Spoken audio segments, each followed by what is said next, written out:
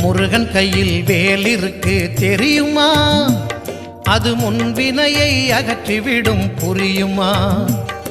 முருகன் கையில் வேல் இருக்கு தெரியுமா?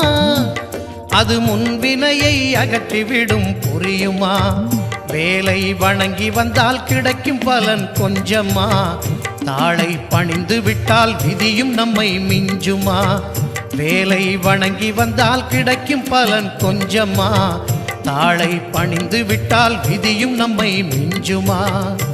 அந்த முருகன் கையில் வேல் இருக்கு தெரியுமா? அது முன்வினையை அகற்றிவிடும் புரியுமா?